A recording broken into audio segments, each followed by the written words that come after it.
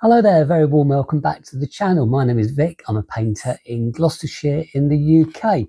Today I'm going to be showing you a painting going back to 2001.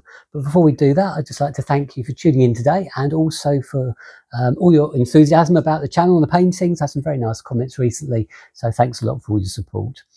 Now, the painting I'm going to show you is quite an unusual painting. It's not particularly brightly coloured really. I'm not going to hold it against the whiteboard, so it has got a white surround, so I'm just going to be holding it in here for you to have a good look at. So I did this painting, I think I just wanted to do something where there's complete kind of a contrast between the kind of the colours on it, which are kind of almost a bit muted really, but if anybody knows me, then I have a real kind of love for Art Deco, and I wanted to kind of get that feeling with this painting really, in that the shapes kind of, especially this kind of shape down here, but I've used this in a couple of other paintings actually. I'm hoping I can pick this up, this kind of round shape down there, and it's just, I love the colour, and if you can kind of get that gradient going from dark to light, separate it, so separate in half, and then you've got this kind of semicircle down the bottom which disappears behind that at the top. At the time, I was watching a very good TV series in the UK, which we had, which was called Poirot. And it was obviously Poirot being the detective that Agatha Christie created for her series of detective books back in the day. And the opening titles to Poirot were very Art Deco, and it was set in London in an Art Deco apartment block. It was absolutely gorgeous, the whole styling of the series and everything. I used to love the opening to the show, and I thought, God, if I can pick up some of those elements and put it into a painting, wouldn't that be interesting? And I think that's what I was trying to do with this kind, especially the central circle thing here, with the triangles kind of piercing through it, and then it kind of it's got like a rotation feel to it as well because of the background, and the background is kind of quite cloudy. And in the opening sequence of Poirot, I don't know if I can find it actually. I'm going to try and put a link on the end of this video to Poirot. I don't know if there's any Poirot on YouTube, but on the actual opening sequence, there's this really lovely sequence where he was standing at a station, an old-fashioned station with a steam train, and as the steam train went past, it had these puffs of smoke and everything, and he kind of disappeared into the distance. And I wanted to kind of create that sort of thing with the backdrop of this.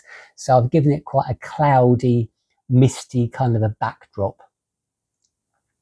I forget what the train was now, but if you look at anything from that era, and again, I have a love affair with kind of Art Deco posters, in particular trains and things like that, you know, the trains I had from that period where they're really highly stylized, especially in America actually. America has some really great trains, really kind of stylized, and you've got that perspective when you look at the poster. I used to love things like that. And talking of posters and some things from that kind of era, sort of at the end of that era, I have an absolute passion for, it's very strange, I have a passion for the World's Fair, the New York World's Fair, 1939. I'm not too sure why, but I think I know why. We were kind of, obviously Art Deco was kind of sort of been and gone by that stage, but there's still elements of it left in the design, and the designs were still kind of quite clean cut, so buildings, objects were very kind of stylized, but in a very more of a clean cut way, not so much the details, perhaps Art Deco. And I collect or have collected a few objects from the New York World Fair of 1939. Stupidly, I did sell something I absolutely adored, and it was a little called a trinket tray, and it was kind of, I think it was like brass, and it had surrounded with light beads, and the beads were kind of folded over and encapsulated with the actual brass. I will actually find a photo and just put that in there. It's things from that era. It's the design that were just really clean cut and gorgeous, and I think people had a really nice kind of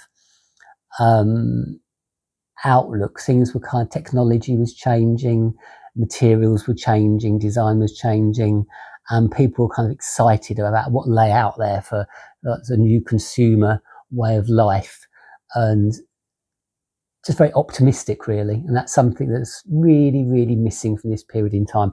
I'm recording this at the end of 2024, and it's a very strange time, I think, because people are not in the best frame of mind, and a lot happening in the world, and it's just not great.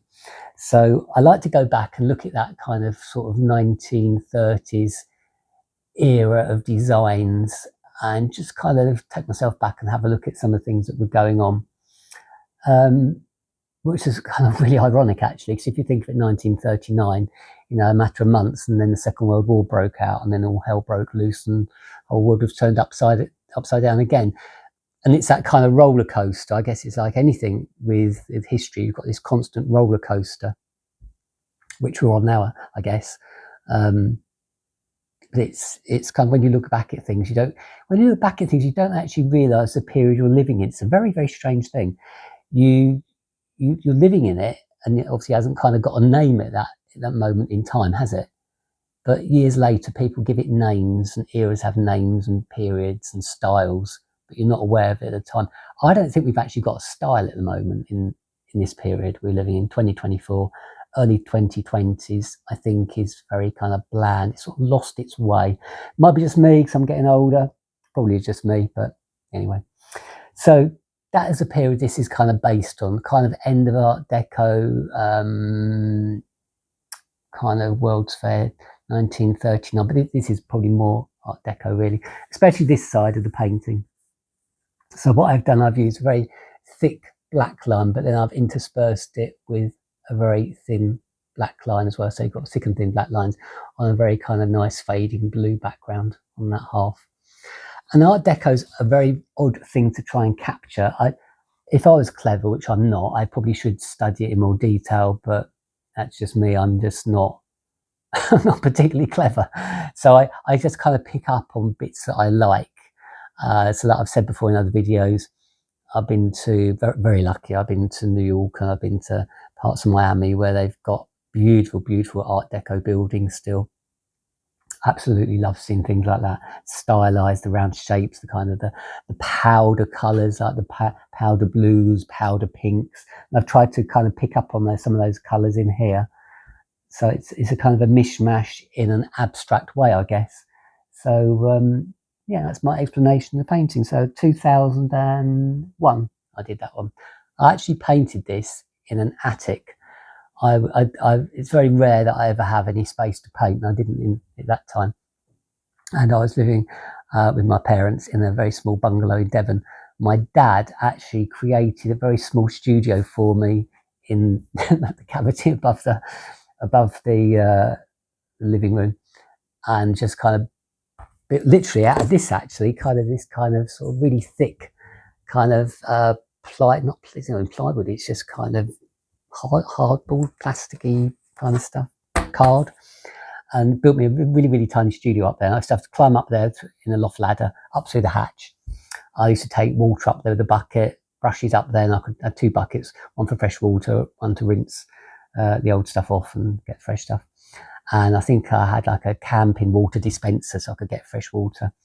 And I had an angle poised light that I think I got at a car boot, and it was a second-hand angle poised light, which was really, really good. Angle poised lights are fantastic. Again, going back to that era. And I used to paint up there pretty much in the dark, except for a light bulb. And I paint away. And this was something that I did up there. So there we go. So you don't always have to have a nice big studio and lots of expensive things. I always say, if you've got the urge to paint, if you want to paint something, you're kind of 70% of the way there, really. You can have all the materials in the world that you want, and I sometimes have people write to me and say, what materials do you suggest to paint this and such like? Well, I'm starting out, what would you suggest that I buy? I always kind of say start off on the lower end.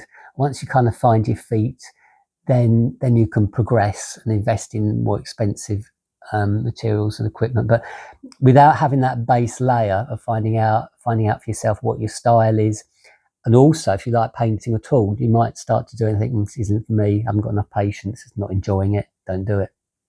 So it's a very, very slow process. I would say over many, many years, really. I'm still progressing now, but you just kind of have to go through that learning experience. And I think not everybody has to do it. You can go to school and people can teach you, and that's fine.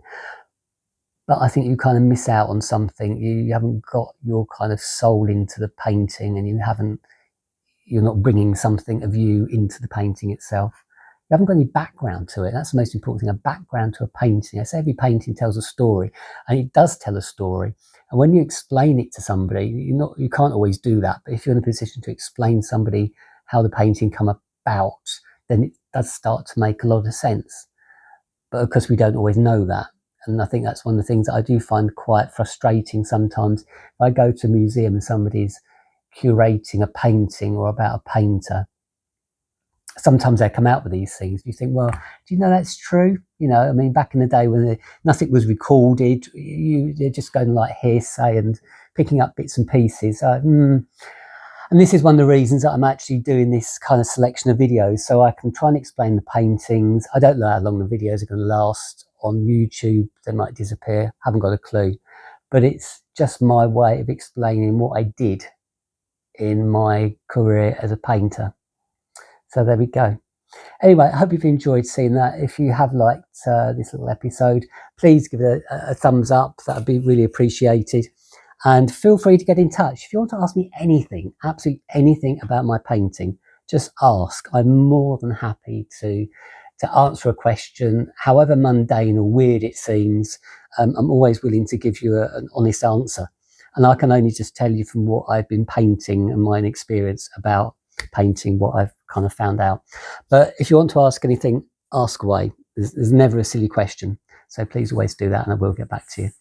So yeah, feel free to subscribe to the channel. It doesn't cost anything and you can pick up a new video each week. Videos usually come out on a Friday with the odd extra one here and there. Lots of shorts kind of thrown in as well. So I'm going to thank you for your time today. Hope you've enjoyed what you've seen and I shall see you in the next video. You take care of yourselves. See you soon. Bye-bye.